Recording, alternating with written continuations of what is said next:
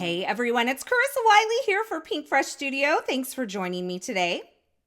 Today I am sharing this beautiful, clean and simple floral themed card, but I'm going to show you 3 ways to shift ink colors as you're doing some ink blending on your stamped images. And I'm going to be featuring this brand new Lovely Bloom stamp set along with the coordinating stencil and die set. And I'm also going to use a little bit of this 6x6 pattern paper. This is the Sunshine On My Mind pattern paper pad.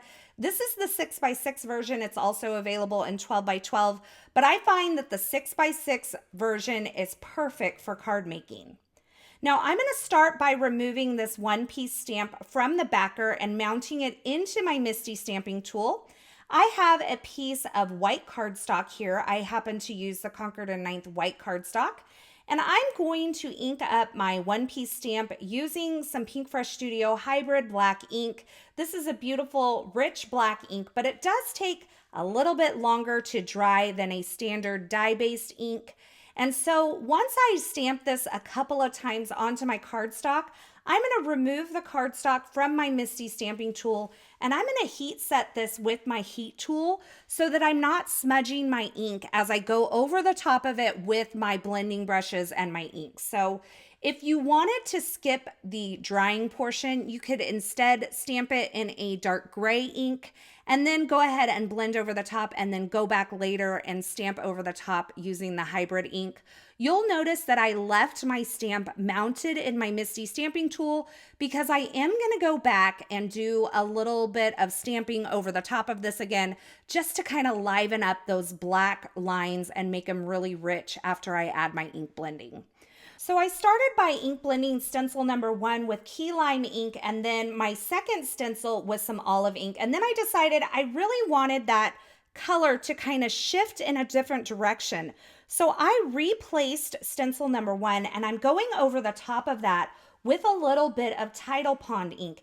And that's just going to shift that a little bit away from that true green color and bring a little bit more of the teal. Now the difference is subtle. I'm not completely changing the ink color, but I am adding a little bit different tone kind of blended in there to add just a shift of that color.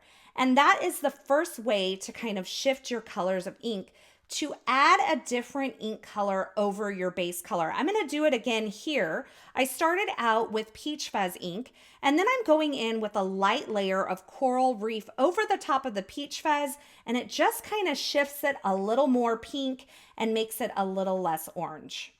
Now I worked through all of my stencils, and here is the completed look. And I decided that there were some areas of the stencil that I wanted to add a little bit darker shading. Now I could have done this with a detailed blending brush like the 1/2 inch blending brush from Pinkfresh, or I can go back over the top of these with some markers. These are Copic markers, but a dye-based marker would work to add a little bit of shading as well. So I'm going in with a Copic marker and adding some darker areas into these. Now this gives me a little more control than if I were to use a blending brush. I can definitely control the marker where it goes a little bit more than I can with a blending brush. And it also allows me to kind of creep my way up. So I had a lighter R11 and that wasn't quite dark enough. So I came in with a little bit darker marker on some of these to add a little more intensity to that shading.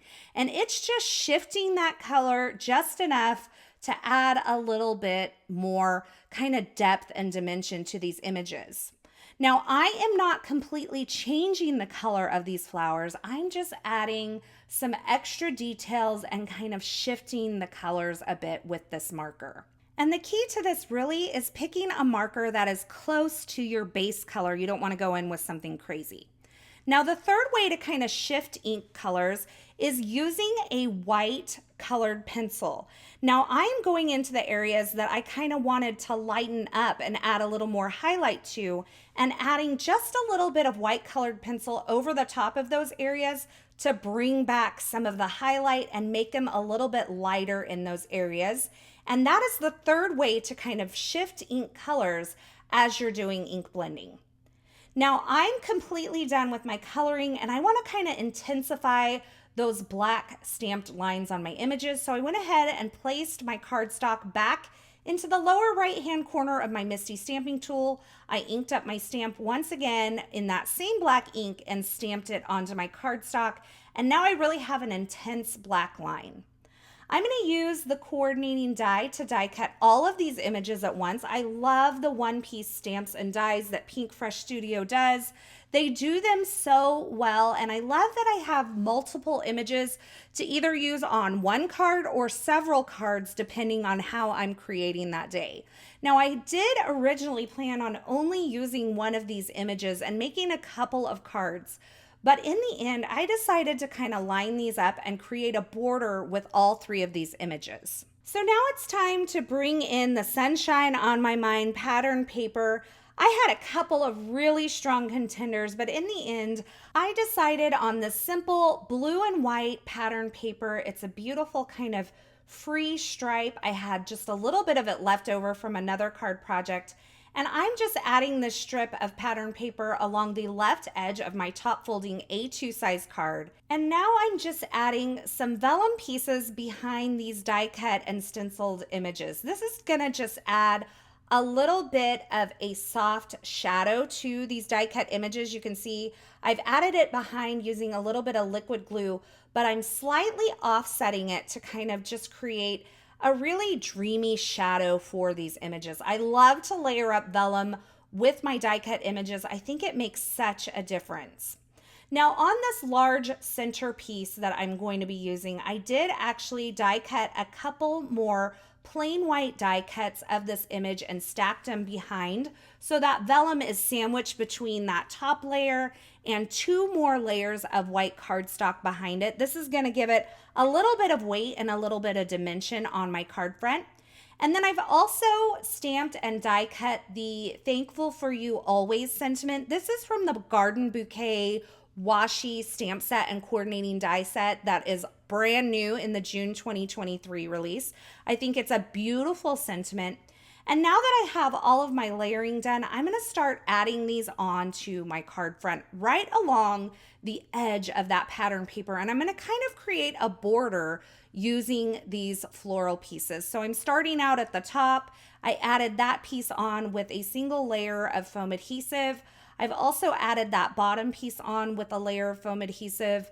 And then I am adding this piece over the top. It also has foam adhesive behind it, but keep in mind, it has the double layer of cardstock, so it really does hold a lot of weight on this card. Now I'm going to nestle in my die cut sentiment here. It is going to overlap those floral pieces, and I have some foam adhesive on the right edge of this, on the back side of the right edge, to kind of make everything level. And then I just press that into place, and I'm finishing off my card by adding some iridescent droplets from Pinkfresh Studio. I'm just adding those on with some liquid glue, and I'm using my dual tip embellishment tool to help me place those onto my card. And that finishes off my card for today with these beautiful Lovely Bloom stamps, stencils, and coordinating die, as well as that beautiful Sunshine on My Mind pattern paper. And you can really see in these finished images the way that those ink shifting techniques really bring this image to life. Now, as always, I will have links to the featured products used in this project in the description at YouTube. So if you're looking for something in particular, be sure you check there. Thank you so much for joining me today. I'm so glad you're here. I hope you enjoyed this project. If you did, be sure to give this video a thumbs up and don't forget to subscribe and turn on the notifications here on this YouTube channel so you don't miss any of the paper crafting and card making video tutorials shared here. And I'd love for you to leave a comment below and let me know which of these 3 techniques for shifting your ink blending is your favorite. Thanks again for watching, and until next time, I hope you have a fabulous day.